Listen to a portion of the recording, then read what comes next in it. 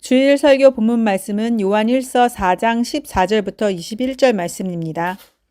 아버지가 아들을 세상의 구주로 보내신 것을 우리가 보았고 또 증언하노니 누구든지 예수를 하나님의 아들이라 시인하면 하나님이 그의 안에 거하시고 그도 하나님 안에 거하느니라.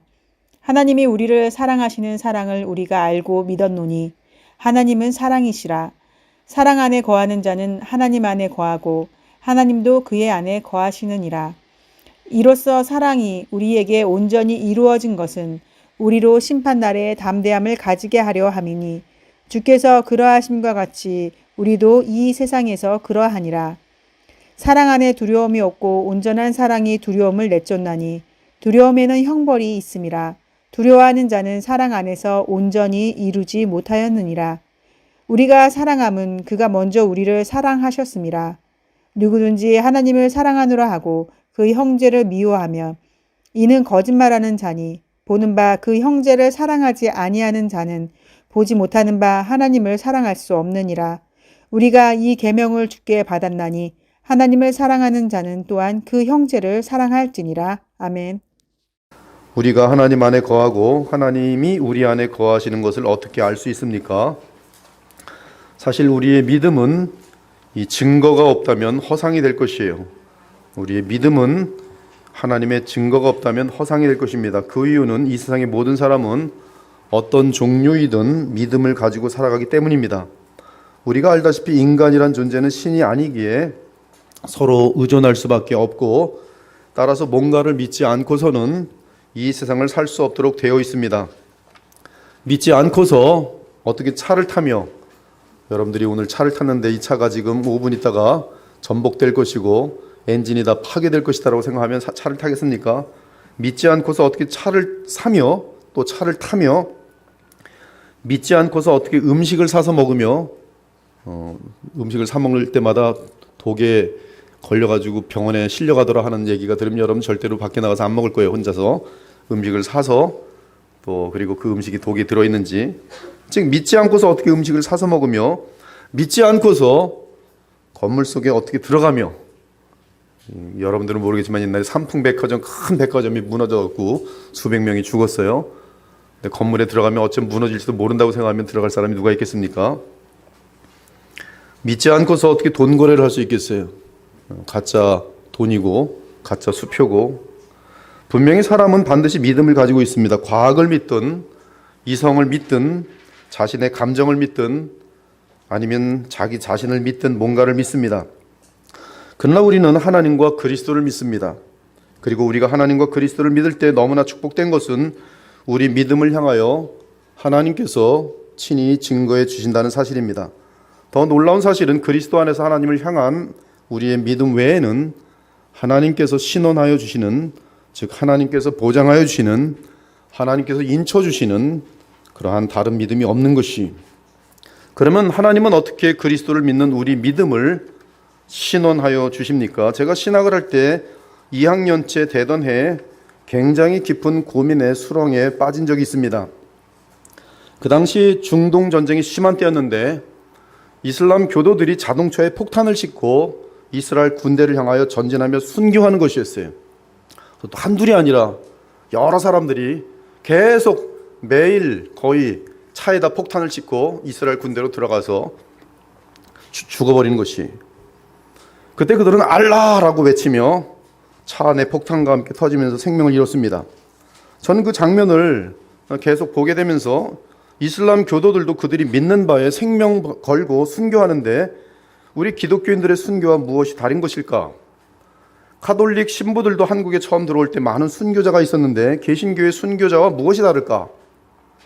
자신들이 믿는 바에 대해 생명을 던지며 그들의 믿음을 증거하는데 내가 기독교 진리를 외치며 죽더라도 어떻게 그들의 믿음은 틀리고 나의 믿음은 옳다고 주장할 수 있는 것일까? 나는 성경만이 하나님의 계시라고 믿지만 이슬람은 코란을 하나님의 계시로 믿으니 내가 성경을 하나님의 계시라고 믿는 그 믿음이 참이고 코란을 믿는 믿음은 그러다는 것을 어떻게 알 수 있을까? 오랫동안 기도하며 고민하던 끝에 주께서 제게 답을 알려주셨어요. 그 기간은 한 1개월 좋게 넘었던 것 같습니다. 굉장히 힘들더라고요. 그 대답은 두 가지로 확인할 수 있었는데, 하나는 예수님의 부활이고 다른 하나는 주께서 보내신 성령이 내 안에 계시다는 사실이었어요. 예수님의 부활, 그리고 부활하신 주께서 보내시는 성령이 내 안에 계시다는 사실이었어요.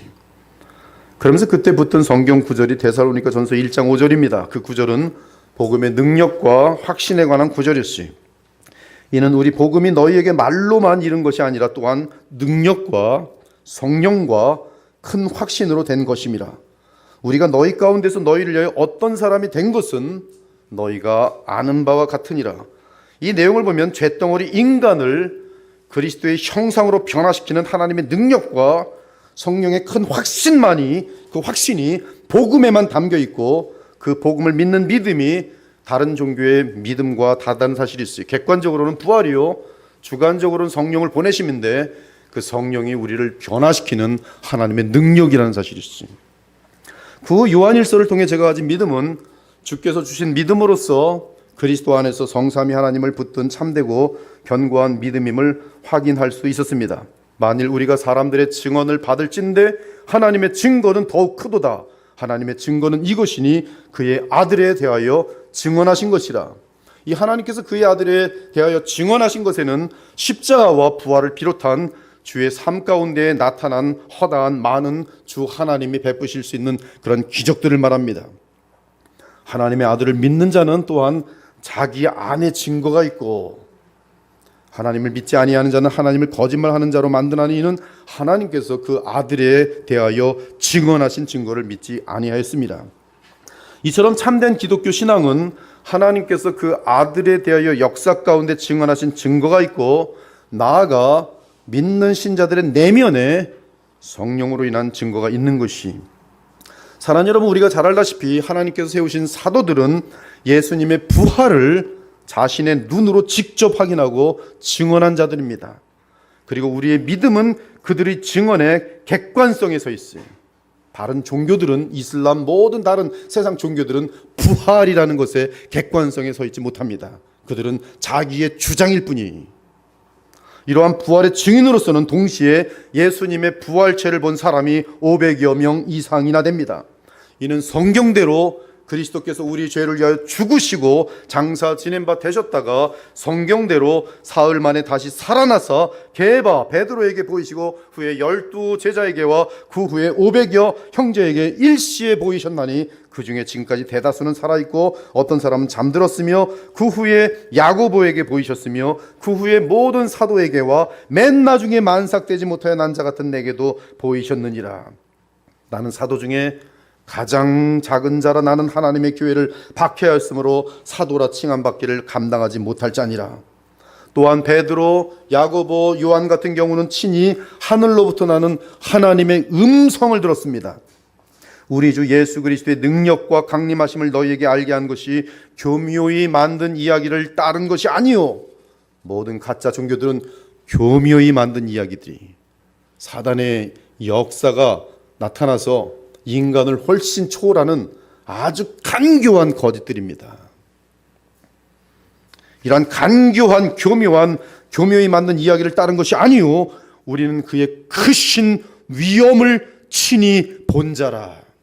지극히 큰 영광 중에서 이러한 소리가 그에게 나기를 이는 내 사랑하는 아들이요 내 기뻐하는 자라 하실 때에 그가 하나님 아버지께 존귀와 영광을 받으셨느니라. 이 소리는 우리가 그와 함께 거룩한 산에 있을 때에 하늘로부터 난 것을 들은 것이라.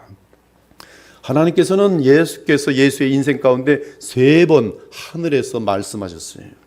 세례 요한에게 세례 받을 때, 그리고 변화산 상에서, 그리고 십자가에 바로 죽기 직전에 만찬 가운데서 3번 말씀하십니다. 하늘로부터 모든 사람들이 들을 수 있도록 증거로 남겨놓으시는 거예요. 내 사랑하는 기뻐하는 아들이라.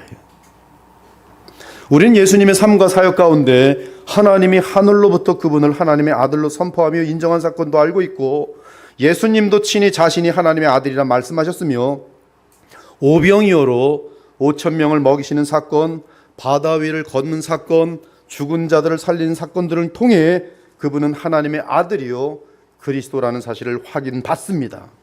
또한 주 예수께서 부활 승천하셔서 만유의 주와 그리스도가 되신 사실은 주께서 보내신 성령으로 인해 사도들이 나타낸 오직 하나님만이 행하실 수 있는 초자연적인 역사를 통해 입증되었어요. 사도들 베드로에게, 요한에게 나타나는 기적들, 바울에게 나타나는 기적들, 죽은 자를 살리는 기적들, 그들은 예수님처럼 불치의 병에 걸린 자들을 치유하였으며, 불치 정도가 아닙니다. 불가능한 상태예요. 눈이 없는 사람인데 눈이 생기는 것이, 다리가 없는데 다리가 생기는 그 정도의 역사입니다. 놀라운 능력들을 행하였어요. 누가? 사도들이. 어떻게? 성령의 능력으로. 심지어 죽은 자를 살리는 역사까지 나타냈어요. 사도의 표가 된 것은 내가 너희 가운데서 모든 표적과 기사와 능력을 행한 것이라. 무엇을 위하여? 그가 증거하는 복음의 신실성, 예수 그리스도의 부활하심과 그의 하나님 아들 되심과 그분만이 구주 되심, 그리스도 되심에 대한 증거로서 표적과 기사와 능력이 나타났도다. 너희에게 성령을 주시고 너희 가운데서 이 능력, 이것은 인간에게 나타날 수 없는 능력이, 하나님의 능력을 행하시는 이의 일이 율법의 행위에서냐 혹은 듣고 믿음에서냐. 이처럼 사도들은 하나님의 아들 예수님을 자신들의 눈으로 직접 보고 3년간 친히 교제를 나누었으며, 아버지 하나님께서 그분의 아들을 세상의 구주로 보내신 것을 알았으며, 그의 부활 및 승천까지 목격한 것이, 승천도 목격했어요. 아, 부활하신 예수님은 저렇게 하늘로 올라가시는구나. 하늘로 올라갈 수 있는 육체구나. 영광의 육체구나. 심지어 예루살렘에서 주께서 기다리러 가신 성령을 기다리다가 역사 속에 들어오시는 성령의 임재를 보았어요. 불의 혀처럼 바람 소리와 함께 보이지 않는 하나님 성령께서 임하시는 역사적인 사건을 목도했어요. 한두 사람이 아니라 120명 이상이. 이에 그들이 직접 눈으로 보고 들은 것을 다 증언한 것입니다. 그러므로 역사 속에서 기독교는 가장 분명한 객관적 진리로서 무엇보다 십자가와 부활 사건은 그 누구도 부인할 수 없는 역사적 사건인 것이. 그러므로 우리의 믿음은 객관적 진리의 역사적 사건에 서 있는 가장 안정하고 확실한 진실한 믿음이. 그리고 또 다른 증거는 내면의 증거입니다. 또 증거는 이것이니 하나님이 우리에게 영생을 주신 것과 이 생명이 그의 아들 안에 있는 그것이니라. 아들이 있는 자에게는 생명이 있고 하나님의 아들이 없는 자에게는 생명이 없느니라. 예수 그리스도께서 너희 안에 계신 줄을 너희가 스스로 알지 못하느냐. 그리스도께서 성령으로 우리 안에 계시. 그러지 않으면 너희는 버림받은 자니라. 이는 물과 피로 임하신 이시니 곧 예수 그리스도시라. 물로만 아니요 물과 피로 임하셨고 증언하는 이는 성령이시니 성령은 진리니라. 즉 성경이 확실하게 증거하는 것은 살아계신 하나님께서 역사 가운데 표적과 기사와 능력을 통해 예수 그리스도에 대한 믿음을 보증해 주셨고, 특히 부활 사건은 그 누구도 부인할 수 없는 오픈된 공적인 사건으로서, 인류 가운데 그 누구도 부인할 수 없는 사건으로서 하나님의 기독교의 믿음은 그 부활에 든든히 서 있는 것이 객관성이. 또한 우리 마음에 성령을 보내심으로 우리 그리스도인들의 믿음을 확증해 주셨다는 것이. 그 이후로 제 인생에서는 지금까지 그리스도와 하나님을 향한 믿음이 혼란스러운 적이 없었어요. 적어도 존재 및 그분의 구세주 되심이나 영생을 주심이나 이런 모든 것들에 대해서 헷갈린 적도 없고 의심하는 적도 없어요. 다만 제 자신의 뿌리 깊은 죄악됨과 어리석음이 문제였어요. 하지만 데살로니가 1장 5절의 진술처럼 그리스도 예수님을 믿는 믿음은 놀라운 성령의 능력으로 나타납니다. 여러분이 진심으로 의심하지 않고 어린아이같이 예수 그리스도의 복음을 믿고 부활하신 나사렛 예수 그리스도를 마음속에 믿으면서 그분을 바라볼 때에 놀라운 능력이 나타나게 돼 있어요. 성령의 능력이 나타나게 돼 있어요. 그 성령의 능력은 진리를 아는 능력과 거룩의 능력이, 그리고 증언하는 능력이. 주의 성령이 마시면 여러분들은 하나님의 진리를 더욱더 깊게 알아가게 돼 있고 더욱 거룩한 삶을 살며 하나님을 기쁘시게 하는 삶을 살도록 우리에게 홀리 스피릿, 거룩한 영이 우리를 붙들게 돼 있어요. 나아가 이 너무나 아름다운 하나님의 나라가 실제하며 체험되어지기 때문에 내가 사랑하는 자들에게 이 하나님의 나라를 전하지 않을 수 없는 것이, 즉 증언하는 능력이 죄를 이기는 삶의 변화로 나타납니다. 이러한 변화로 볼 때 하나님을 사랑하고 이웃과 형제들을 사랑하는 성품의 변화, 이런 것들을 볼 때 예수님은 지금 살아계시며 영원하신 하나님의 아들이심이 분명한 것이, 예수님은 살아계시고 그분은 영원하신 하나님의 아들, 우리 구세주 예수 그리스도 메시아십니다. 사랑하는 여러분, 오늘 본문에서 사도 요한은 예수 그리스도에 대해 증언합니다. 아버지가 아들을 세상의 구주로 보내신 것을 우리가 보았고 또 증언하노라. 구주가 무엇입니까? 이 구주는 신약에서만 쓰이는 단어인데 오직 그리스도와 하나님께만 쓰이고 있어요. 구약에서는 구원자 또는 구속자라는 단어가 하나님께 사용됩니다. 세상 사람들은 이 구세주라는 용어를 사용하기도 합니다. 그러나 개역 개정에서는 구주라는 단어만 신약에서 사용되고 있고, 신약에서는 예수님과 하나님께만 이 구주라는 단어를 사용하고 있어요. 오늘 다윗의 동네에 너희를 위하여 구주가 나셨으니 곧 그리스도 주시니라. 사마리아 성의 주민들이 말합니다. 이 여자에게 말하되 이제 우리가 믿는 것은 네 말로 인함이 아닌 이는 우리가 친히 그의 말을 듣고 그가 참으로 세상의 구주신 줄 알미라 하였더라. 베드로와 사도들이 불신하는 산헤드린 공회 앞에 선포합니다. 너희가 나무에 달아 죽인 예수를 우리 조상의 하나님이 살리시고 이스라엘에게 죄사 회개함과 죄사함을 주시려고 그를 오른손으로 높이사 임금 즉 왕과 구주로 삼으셨느니라. 우리는 이 일의 증인이요 하나님이 자기에게 순종하는 사람들에게 주신 성령도 그러하니라. 복음을 대항하다가 부활하신 영광의 주를 만나 변화된 바울이 선언합니다. 하나님이 약속하신 대로 이 사람 이세 아들 다윗의 후손에서 이스라엘을 위하여 구주를 세우셨으니 곧 예수라. 그리스도께서 교회의 머리 된 것 같이 그가 바로 몸된 교회의 구주시니라. 이제 우리 구주 그리스도 예수의 나타나심으로 말미암아 나타났으니 그는 사망을 패하시고 복음으로써 생명과 썩지 아니할 것을 드러내신지라. 내가 이 복음을 위하여 선포자와 사도와 교사로 세우심을 입었노라. 예수 그리스도의 종이며 사도인 시몬 베드로는 우리 하나님과 구주 예수 그리스도의 의를 힘입어 동일하게 보배로운 믿음을 우리와 함께 받은 자들에게 편지하노라. 아무튼 이 구주는 동사 소조, 즉 구원하는 행위를 하는 인격체를 말합니다. 이 구원한다는 것은, 소조는 이 딕셔너리를 보니까 헬라어 딕셔너리에 이렇게 돼 있어요. 해를 당하지 않게 하다.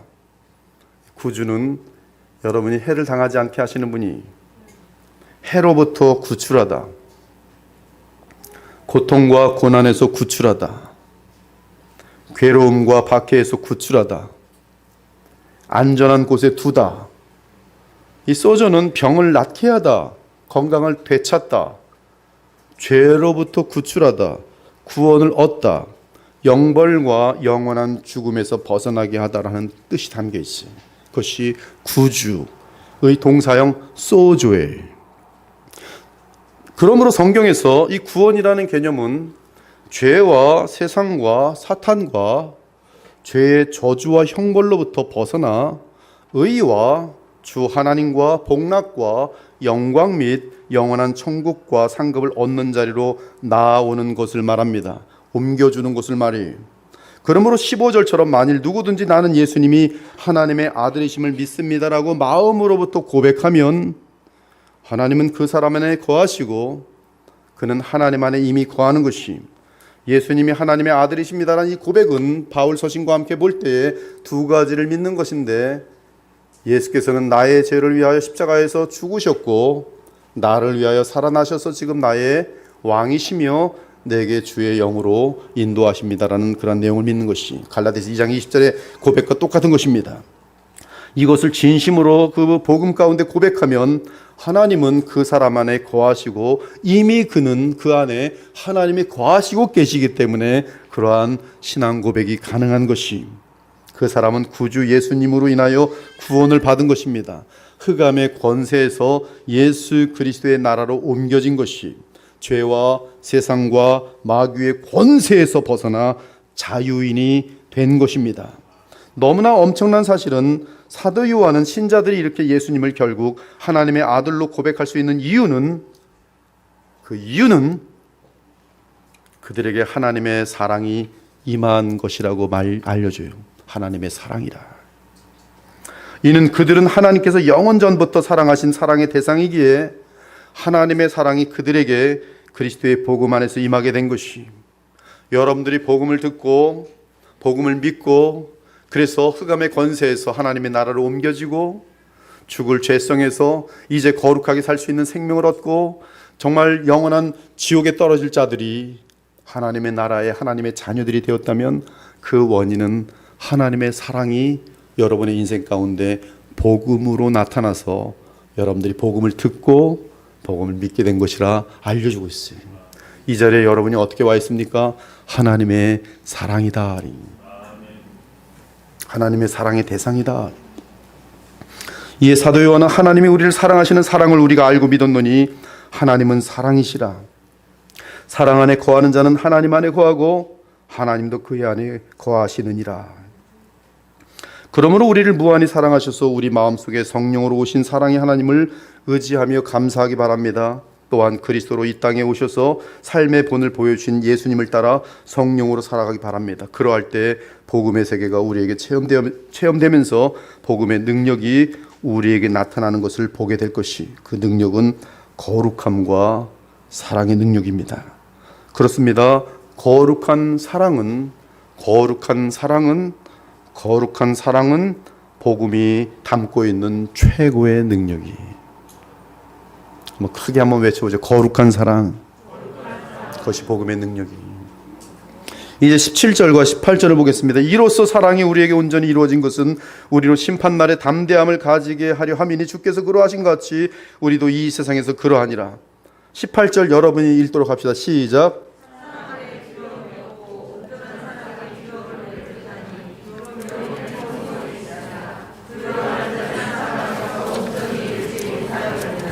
이 17절에서 18절은 심판날에 대하여 언급합니다.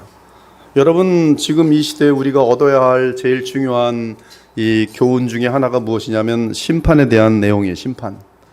상당히 많은 사람들이 교회를 다니고 또 신자라고 하지만 심판을 거의 의식하지 않고 살아가는 일들이 지금 많습니다. 그러나 여러분들이 심판날이 됐을 때, 그리고 심판의 자리에 섰을 때, 그날 여러분들은 다행이긴 하다. 천국에 와 있으니까. 이럴 줄 알았더라면 그건 반드시 있을 거예요. 이럴 줄 알았더라면. 이럴 줄 알았더라면. 이 17절과 18절은 심판 날에 대하여 언급하는데, 이 시대의 현대인들이 가장 듣기 싫어하는 단어는 죽음, 지옥, 심판입니다. 요새는 지옥 설교했다가 쫓겨납니다. 쫓겨나요. 요새 사람들 지쳐갖고 힘들어 죽겠는데 교회 와서도 지옥 설교를 들으면서 도대체 목사님 왜 그러십니까? 왜 이렇게 사랑이 없으십니까? 장로님들 이러면서 안 되겠습니다. 아무래도 우리가 다 결의를 했는데 다른 데로 좀 가셔야겠어요. 우리는 좀 따뜻한 설교가 필요하지. 무슨 지옥 설교입니까? 지금 이 시대에 지옥 설교 거의 지금 못 듣습니다. 듣기 싫어해요. 심판, 죽음. 그러나 그들이 싫어하는 단어라 해도 모든 사람은 죽음을 당하며 이 세상에 사는 동안 구원받지 못한 사람들은 지옥으로 떨어집니다. 반드시 하나님 앞에서 심판을 받게 될 것이. 한 번 죽는 것은 사람에게 정해진 것이요 그 후에는 심판이 있으리라. 최종 심판의 날은 예수님의 재림의 때입니다. 이때는 믿는 자든 믿지 않는 자든 다 부활하여 그리스도 앞에서 심판을 받게 될 것이. 한편 주의 심판의 성격을 보면 각 개인이 행한 대로 심판받습니다. 인자가 자기 영광으로 모든 천사와 함께 올 때에 자기 영광의 보좌에 앉으리니 모든 민족을 그 앞에 모으고 각각 구분하기를 목자가 양과 염소를 구분하는 것 같이 하여 양은 그 오른편에 염소는 왼편에 두리라. 그때 임금이 그 오른편에 있는 자들에게 이르시되 내 아버지께 복받을 자들이여 나와 창세로부터 너희를 위하여 예비된 나라를 상속받으라. 내가 줄일 때에 너희가 먹을 것을 주었고 행동이 내가 목마를 때에 마시게 하였고, 여기 나는 예수님이 왕입니다. 임금입니다. 내가 나그네 되었을 때 영접하였고, 행위들이 헐벗었을 때 옷을 입혔고, 병들었을 때 돌보았고, 옥에 갇혔을 때 와서 보았느니라. 많은 인본주의자들은 이 내용을 가지고서 어떤 인간들의 선행을 장려하는 것으로 사용합니다. 그것도 필요할 수 있어요. 우리 크리스찬들은 항상 선한 일들에 온 마음을 다하는 것이 맞아요. 그러나 지금 여기서의 본문의 핵심은 뭐냐면 왕 대신 하나님의 나라를 돕는 일이 복음과 관련된 것이, 그 복음과 관련된 일을 바라보면서 예수님의 제자들, 예수님께 속한 자들을 향하여 그들이 목마를 때 마시게 하였고, 즉 이스라엘 왕은 이스라엘과 하나란 말이에요. 아이덴티티, 같이 일치성이 되어 있다는 것을 우리가 몇 주 전에 지금 배웠잖아요. 주의 종을 영접하는 자들은 곧 그를 보내신 예수님을 영접하는 것이고, 예수님을 영접하는 자는 곧 그를 보내신 하나님을 영접하는 것이. 내가 줄일 때 너희가 먹을 것을 주었고, 마시게 하였고, 영접하였고, 옷을 입혔고, 돌보았고, 옥에 와서 보았느니라. 다 행위들이. 내가 진실로 너희에게 이르노니 너희가 여기 내 형제 중에 지극히 작은 자 하나에게 한 것이 곧 내게 한 것이니라 하시고, 또 왼편에 있는 자들에게 이르시되 저주를 받은 자들아 나를 떠나 마귀와 그 사자들을 위하여 예비된 영원한 불에 들어가라. 내가 줄일 때 너희가 먹을 것을 주지 아니하였고, 목마를 때 마시게 하지 아니하였고, 누구에게? 예수님께, 예수님의 몸된 교회에, 예수님의 종들에게, 예수님의 제자들에게. 나그네 되었을 때 영접하지 아니하였고, 헐벗었을 때 옷 입히지 아니하였고, 병들었을 때와 옥에 갇혔을 때 돌보지 아니하였느니라. 이 지극히 작은 자 하나에게 하지 아니한 것이 곧 내게 하지 아니한 것이니라 하시니 그들은 영벌에, 의인들은 영생에 들어가리라 하시니라. 또한 요한계시록 20장 11절에서 15절을 보면 심판에 대한 묘사가 있습니다. 또 내가 크고 흰 보좌와 그 위에 앉으신 이를 보니 땅과 하늘이 그 앞에서 피하여 간데 없더라. 또 내가 보니 죽은 자들이나 큰 자나 작은 자나 그 보좌 앞에 섰는데 책들이 펴있고 또 다른 책이 펴졌으니 곧 생명책이라. 죽은 자들이 자기 행위를 따라, 죽은 자들 모두가 한 사람도 예외 없이 그들의 행위를 따라 책들에 기록된 대로 심판을 받으니, 제가 확신합니다. 확신합니다. 여러분의 모든 생각과 말과 행동들이 완벽하게 기록되고 있어요. 그리고 그 기록된 책에 따라서 심판받도록 되어 있습니다. 바다가 그 가운데에서 죽은 자들을 내주고, 또 사망과 음부도 그 가운데서 죽은 자들을 내주매 각 사람이 자기 행위대로 심판을 받고, 행위대로 심판 관련해서 성경 전체를 보았지만 확실히 행위대로 사망과 음부도 불못에 던져진 이곳은 둘째 사망 곧 불못이라. 누구든지 생명책에 기록되지 못한 자는 불못에 던져지더라. 생명책에 기록되지 못한 자는 불못에 던져지고, 생명책에 기록된 자는 하나님 나라로 돌아가는데, 그러나 모든 사람들이 이 평가를 받을 때 있어서는 행위대로 받더라 이렇게 돼 있어요. 생명책에 기록되지 못한 자는 다 불못에 던지, 예수 그리스도의 의가 없고 예수님의 그 보혈로 말미암아 그 죄의 씻음, 죄의 덮음이 없는 자들은 전부 불못에 던져집니다. 무엇이든지 속된 것이나 가증한 일 또는 거짓말하는 자는 결코 그리로 들어가지 못하되 오직 어린 양의 생명책에 기록된 자들만 천국에 들어가리라. 하지만 사도 요한은 말합니다. 너희가 그리스도 안에 있고 그리스도의 사랑을 알고 그 사랑을 행한다면 심판과 형벌을 두려워할 필요가 없다고 말해요. 사랑하는 여러분, 우리는 그리스도의 사랑을 알기에 그날이 오더라도, 죽음이 오더라도 두려움이 없습니다. 왜냐하면 우리는 그리스도의 사랑이 어떠한 줄 알기 때문이. 이에 우리가 사랑 안에 있으면 두려움이 사라지고 아가페의 온전한 하나님의 사랑을 알 때 우리는 더욱 담대해집니다. 이는 두려움이란 궁극적으로 하나님의 형벌에 대한 두려움이기 때문에 그래요. 가끔 보면 상담을 하게 되면 두려움이 가득 있어요. 저 깊은 마음속에 두려움이 있어요. 두려움이 해소가 되지 않아요. 끝까지. 그에게는 예수님에 대한 온전한 믿음이 없어요. 교회는 다니는데, 성경도 있는데, 기도하는데 두려움이 아직 남아있어요. 내가 죽으면 정말 천국 갈 수 있을까? 그런즉 이 일에 대하여 우리가 무슨 말 하리요?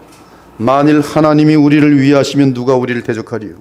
자기 아들을 아끼지 아니하시고 우리 모든 사람을 위하여 내주신 이가 어찌 그 아들과 함께 모든 것을 우리에게 주시지 아니하겠느냐? 누가 등이 하나님께서 택하신 자들 고발하리요? 의롭다 하신 이는 하나님이시니 누가 정죄하리요? 죽으실 뿐 아니라 다시 살아나신 이는 그리스도 예수시니 그는 하나님 우편에 계신 자요 우리를 위하여 간구하시는 자시니라. 예수 그리스도와 연합된 자들, 예수 그리스도와 믿음으로 하나 된 자들, 예수 그리스도와 성령으로 연합된 자들은 하나님께서 의롭다 하시고 하나님의 심판과 그 형벌로부터 자유한 자라고 분명하게 말씀하고 있어요. 왜? 예수 그리스도께서 그를 위하여 간구하시기 때문이에요. 누가 우리를 그리스도의 사랑에서 끊으리요? 환난이나 곤고나 박해나 기근이나 적신이나 위험이나 칼이라. 내가 확신하노니 사망이나 생명이나 천사들이나 권세자들이나 현재일이나 장래일이나 능력이나 높음이나 깊음이나 다른 어떤 피조물이라도 우리를 우리 주 그리스도 예수 안에 있는, 제일 중요한 것은 하나님의 사랑은 감성이 아니, 여러분이 막연하게 믿는 사랑의 하나님, 사랑이 무한하시니 나를 붙들어 주옵소서라고 그 기도가 응답되는 것이 아니, 성경은 분명히 말하는데 하나님의 사랑은 우리 주 그리스도 예수 안에 있는 하나님의 사랑이. 그러므로 여러분들이 살려면 하나님을 믿는 것이 아니라 하나님이 우리에게 주신 구원의 길 예수 그리스도를 믿어야 돼요.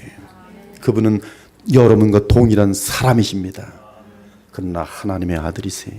하나님의 아들이 우리의 죄 문제를 해결하시려고 오신 구주 되신 예수님을 마음속에 믿어야 돼요. 어떻게 믿습니까? 내 마음속에 영접하고 결혼식을 하란 말이, 여러분이 결혼하면 새로운 인생이 시작되는 것처럼 예수님과 결혼하란 말이, 결혼하고 어떻게 돼요? 내 머리로 삼으란 말이에요. 아내들이여 남편에게 순복할지어다. 어떻게? 교회가 예수께 하다. 즉 예수님을 나의 남편으로 모시고 이제부터는 당신은 나의 구주요 왕이시니 말씀하시옵소서 내가 순종하리다. 진심된 마음을 갖고, 그리고 순종하고자 하면 순종 못하는 걸 발견하게 돼요. 아, 난 왜 이러지? 난 지금 예수님을 왕으로 모셨는데 이렇게 말을 안 듣지. 참 나쁜 놈이네. 아, 또 해보려면 또 안 돼요. 그러면 더욱더 무엇을 성경을 통해서 알게 되냐면 생명의 성령의 법. 아, 주님이 보내시는 이 성령의 역사가 있구나 해서 뭘 하게 돼요? 기도하게 돼요. 기도하지 않는 사람은 여러분 이 하나님의 말씀을 지키는데 한계가 있어요. 인간의 힘으로 되는 것이 아니에요. 기도의 힘으로 돼야 돼요.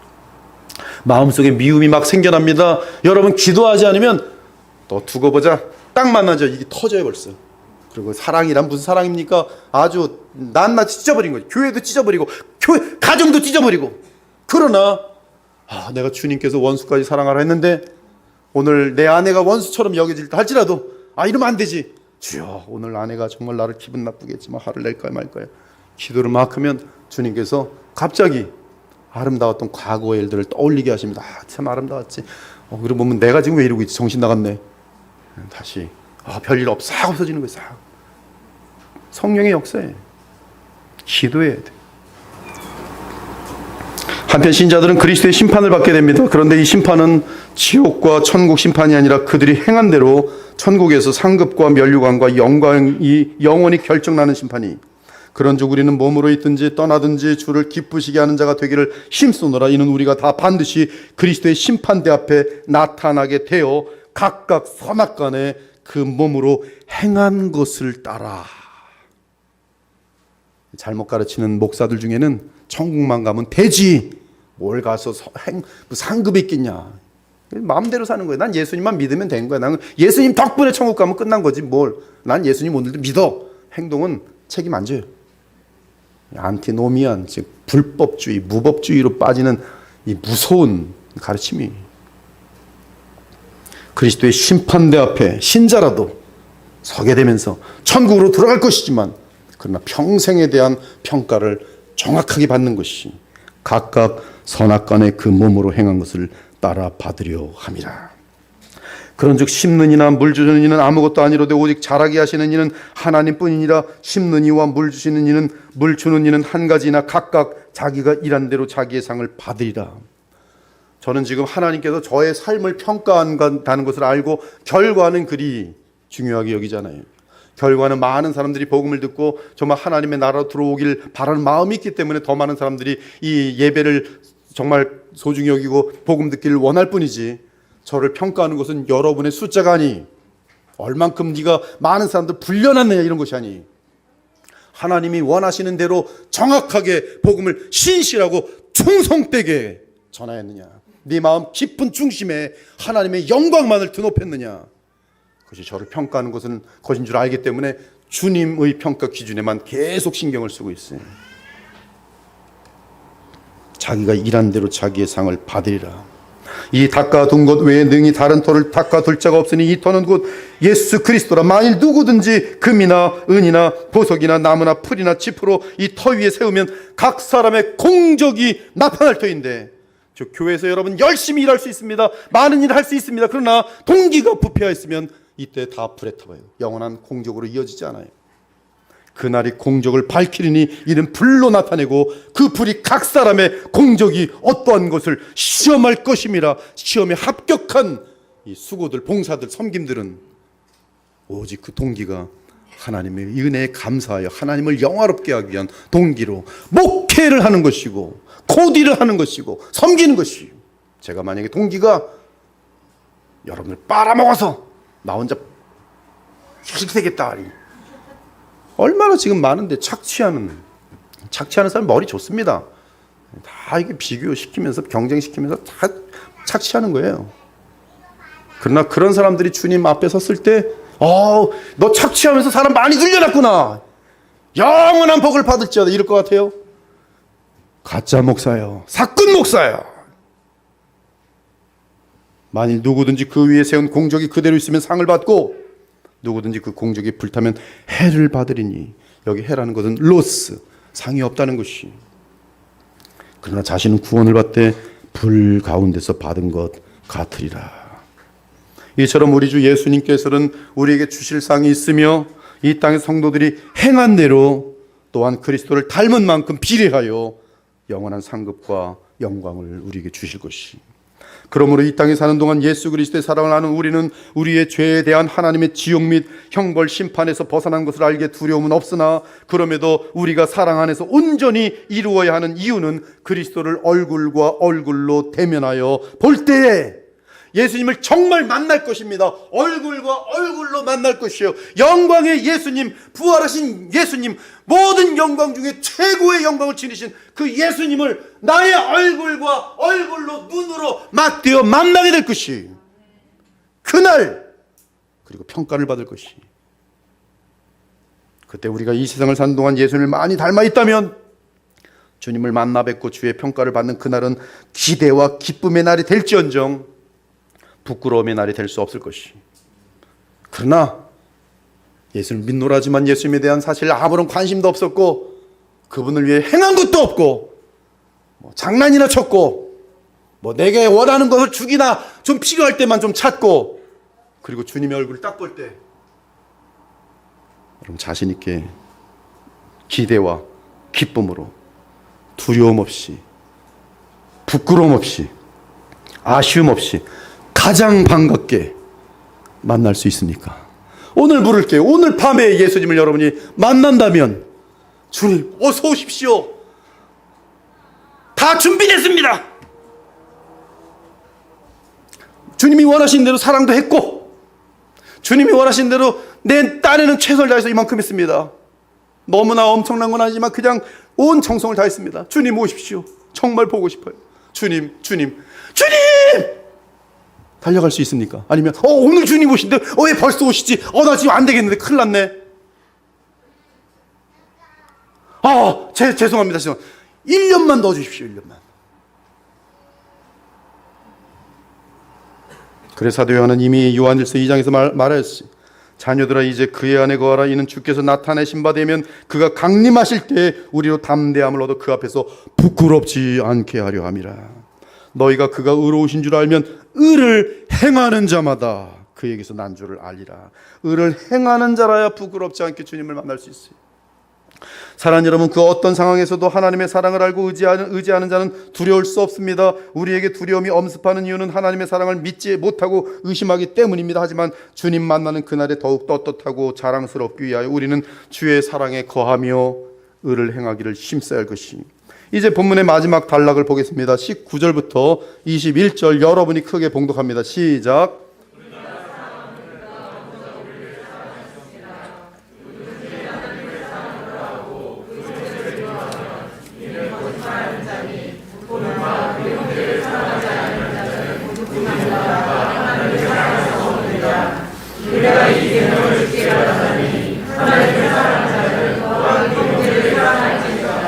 이 19절을 보면 우리가 사랑하면 하나님이 먼저 우리를 사랑하였기 때문이라고 합니다. 지금까지 요한은 약 28번에 걸쳐 서로 사랑하라고 말하고 있어요. 이 계명이 얼마나 중요하기에 이렇게 지치지 않고 사랑을 말하는 것일까요? 그 이유는 바로 하나님은 사랑이시기 때문이. 즉 주의 자녀들은 사랑이신 하나님을 닮아야 하니 서로 사랑하여야 하는 것이. 그리고 거꾸로 말하면 우리의 가장 큰 죄성은 사랑을 하지 않는 이기심과 미움이기 때문에 그토록 우리 주님과 사도는 사랑하라고 외치는 것입니다. 여러분의 가장 큰 죄성은 미움과 이기심이란 사실을 놓쳐서는 안 돼요. 사랑하라는 명령을 계속 마음속에 새겨야 됩니다. 그러므로 우리는 우리의 이기심과 교만을 십자가에 못 박고 온 힘을 다해 사랑하기에 힘써야 할 것이. 사랑하는 여러분, 사랑은 마음이며 인격이며 행위입니다. 특히 같은 믿음을 가진 형제들을 향하여 우리의 사랑은 마음껏 그 본질을 드러냅니다. 같은 믿음을 가진 형제를 향하여 우리의 마음이 사랑으로 동하면 형제를 향하여 선한 사랑의 행위를 마음껏 하도록 되어 있어요. 그래서 요한은 20절에서 말하길 누구든지 하나님을 사랑하노라 하고 그 형제를 미워하면 거짓말이라. 보는 바 그 형제를 사랑치 못하는 자는 보이지 않는 바 하나님을 사랑할 수 없느니라고 말합니다. 이 요한의 논리에 의하면 하나님을 사랑하는 것보다 형제의 사랑이 더 쉽습니다. 이것이 진리예요. 사실 인간은 인간을 사랑하기가 더 쉽습니다. 반면 하나님을 사랑하기는 어렵습니다. 근데 우리는 심하게 착각하기를 나는 하나님을 너무 사랑하는데 사람들을 잘 사랑하기가 힘들다고 말해요. 이 사람은 지금 굉장히 신앙적으로 지식이 자기 멋대로 믿는 거예요. 다시 말씀드릴게요. 나는 하나님을 너무 사랑하는데 사람 사랑하는 건 왜 이렇게 힘든지 모르겠어요. 이 사람 지금 신앙적으로 지식이 매우 잘못된 것이. 사람을 사랑하기는 어렵지만 하나님을 사랑하기는 쉽다고 생각하는 사람이. 그러나 지금 사도 요한은 말합니다. No, 보이는 사람을 사랑할 수 없는 자는 하나님을 사랑할 수 없느니라. 이러한 착각은 자기 감상을 하나님을 사랑하는 것으로 오해하기 때문에 그래요. 찬양을 좀 들으면 눈물 좀 흘리면서 하나님 사랑합니다. 근데 이게 보고 바로 그러다 밥 안 주고 뭐 하는 거야? 제 얘기하고 있는 것입니다. 여기. 잘 생각해 보기 바랍니다. 우리가 사람 사랑을 좋아하는가 아니면 하나님 사랑을 좋아하는가. 기도를 예를 듭시다. 하나님과 대화를 나누는 것이 더 쉽습니까? 아니면 사람들과 대화 나누는 것이 더 좋습니까? 친한 사람들과 1시간 전화하는 것은 대부분의 사람들이 해요. 친구를 만나 서너 시간 대화를 나누는 것도 어렵지 않습니다. 친구 좋아하는 사람들은 하루 종일 친구 만나면서 그냥 공부도 못하면서 친구를 만나며 돌아다녀요. 그러나 하나님과의 대화 시간인 기도는 어떠합니까? 기도. 1시간 기도합니까? 저희 교회가 한 4년 전에 1시간 기도, 1시간 성경 읽기 했었어요. 근데 지금 그거 지키고 있는 사람 제가 볼 때는 지금 손가락 안에 몇 되지 않아요. 왜? 하기 싫은 거거든. 하는 게 좋았더라면 1시간이 아니라 지금 3시간씩 늘어 있어야지. 성경 1시간 읽기가 아니라 3시간 읽고 있어야죠.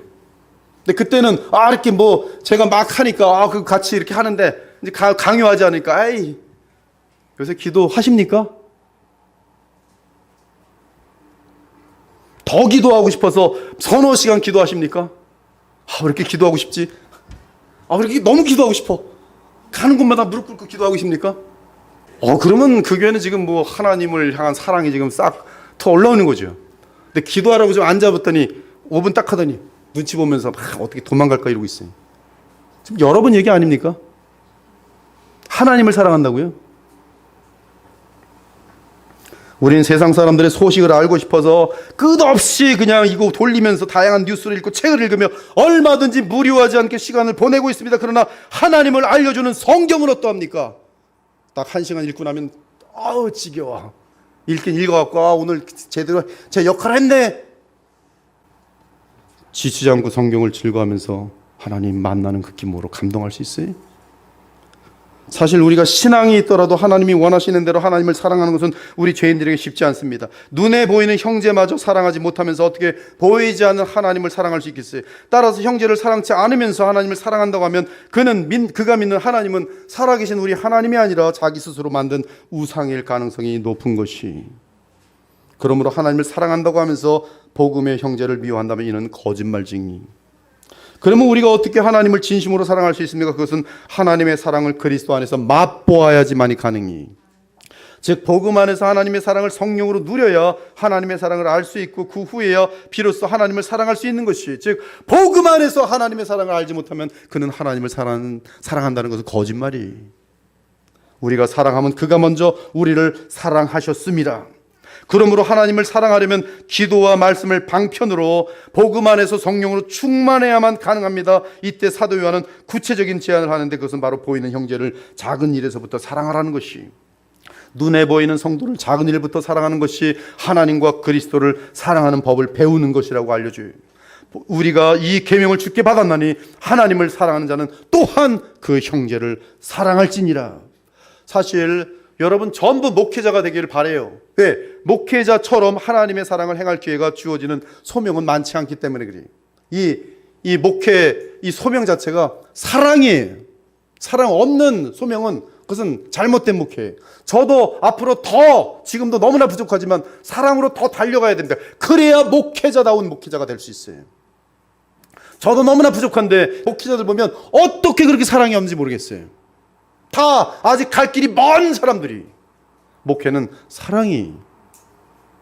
그래서 목회를 성경대로 하면 하나님과 그리스도를 사랑하는 표현으로 주의 양떼를 사랑할 것이기에 하나님의 영광을 크게 높이며 주의 나라를 확장시키는 데 귀하게 쓰이게 되는 것이, 즉 목회는 결국 복음의 능력으로 하나님과 사람에게 사랑을 행하면서 복음을 전하는 것이, 사랑하면서 복음을 전하는 것이.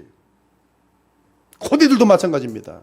성경 지식 조금 찌푸라기처럼 알고서 그거 나눠주는 것이 코디가 아니라, 교회를 통해 하나님께서 코디들에게 소드원들을 사랑할 기회를 주신 것이, 이는 소드원들을 사랑함이 곧 그리스도를 사랑하는 것이기 때문입니다. 그러므로 코디들, 운영위원들, 사역자들은 참으로 그리스도께 감사하며 주를 사랑하고픈 마음을 형제들에게, 교회 지체들에게, 소드원들에게 나타나게 되는 것이, 그것이 교회 질서예요. 그렇지 않으면 우리가 주를 사랑한다는 것은 말장난이, 감성에 스스로 속은 말장난만 하는 거예요. 용서하지도 못하고 돈 몇 푼 때문에 따지고. 사랑하는 여러분, 성도가 믿음과 소망 가운데 궁극적으로 이루어하는 것은 사랑입니다. 사랑은 믿음의 결과이며 목적입니다. 사랑은 소망의 성취입니다. 그러므로 형제를 사랑함으로 하나님을 사랑하는 것을 배우는 것이 신앙생활이에요. 이에 성경은 하나님 사랑과 형제 사랑은 동전의 양면과 같다고 알려주고 있어요. 예수께서 이르시되 네 마음을 다하고 목숨을 다하고 뜻을 다하여 주 너의 하나님을 사랑하라 하셨으니, 하나님을 사랑하려면 뜻을 다해야 되고 목숨을 다해야 되고 마음을 다해야지만이 혹시 조금이라도 사랑할 수 있을까? 그래서 요구하고 있어요. 네 마음을 다하고 목숨을 다하고 뜻을 다하여 주 너의 하나님을 사랑하라 하시니 이것이 크고 첫째 되는 계명이요 둘째도 그와 같으니 내 이웃을 내 자신같이 사랑하라 하셨으니 이 두 계명이 온 율법과 선자의 강령이니라. 우린 자신에게 속아서는 안 됩니다. 교회 내에서 성도를 사랑할 수 없으면서 나는 지금 하나님을 사랑하고 있다고 착각하지 않기 바래요. 사랑하는 여러분, 이 삶의 의욕은 마땅히 할 일이 없어서가 아니라 남을 위하여 사는 사랑의 마음이 없을 때 사라져요. 돈이 500조 있어도 은행에 삶의 의욕을 잃고 자살할 수 있어요. 쾌락을 나눌 수 있는 이 불륜의 관계가 100개가 있어도 삶의 의욕을 잃고 낭떠러지에서 떨어 죽을 수 있어요. 이 말을 반대로 하면 그 어떤 상황에서도 사랑의 대상이 생기면 삶의 의욕이 생기게 돼 있어요. 아무리 돈이 없고 아무리 감옥에 갇혀 있어도 아무리 심각한 병에 들어 있어도 사랑의 대상이 있을 때 그 사람에게는 생명의 의욕이 일어나게 돼 있어요. 인생이란 사랑의 대상이 생긴 그 순간부터 풍성한 삶이 됩니다.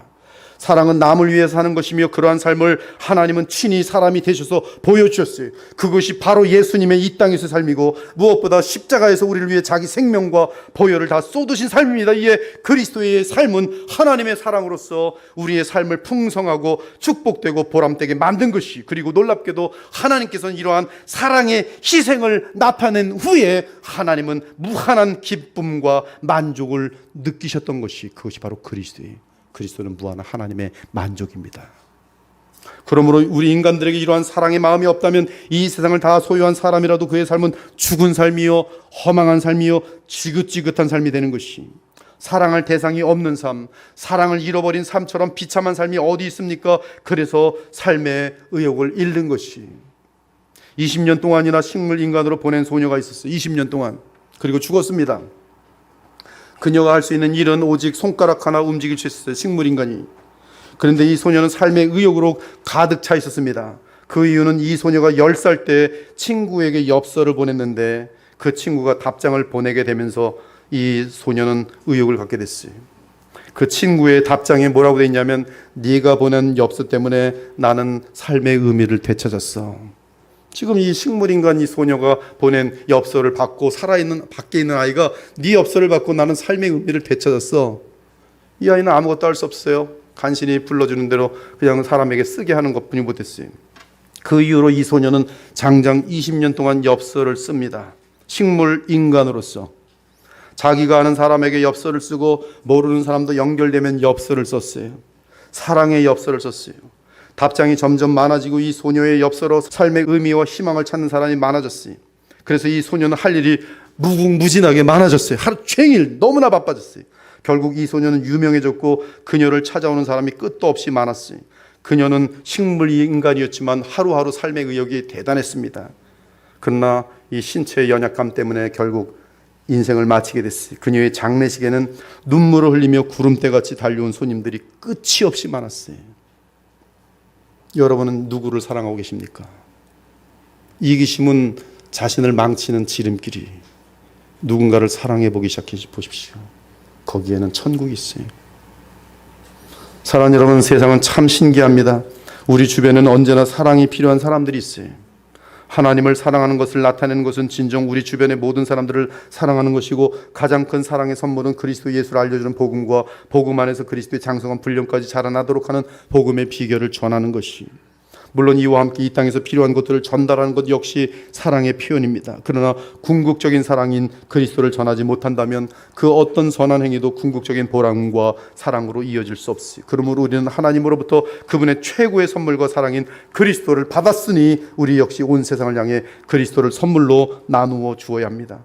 그런 사랑이 우리의 인생 가운데 가장 가치 있고 의미 있는 일인 것이, 그러므로 오늘도 그리스도의 사랑을 심기 위하여 전화 한 통의 사랑을 베풀 것이요 위로의 이메일을 보낼 것이며 그리스도의 사랑을 듬뿍 담은 멋진 선물과 카드를 보내야 할 것이. 왜요? 그리스도의 사랑을 온전히 이루기 위하여 작은 사랑부터 실천하는 것, 이것이 곧 하나님을 향한 사랑의 표현이기 때문에 그런 것이.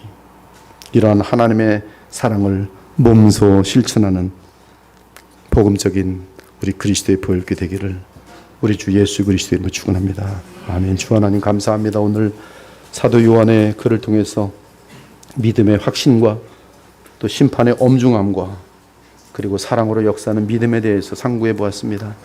오늘 나눈 이 말씀이 주의 백성들에게 큰 위로가 되게 하시고 삶의 목적이 될 수 있도록 하셔서 이 짧은 안개와 같은 인생을 영원한 보람을 갖고 살 수 있도록 복을 내려 주시옵소서. 살아계신 우리 주 예수 그리스도의 이름으로 기도합니다. 아멘.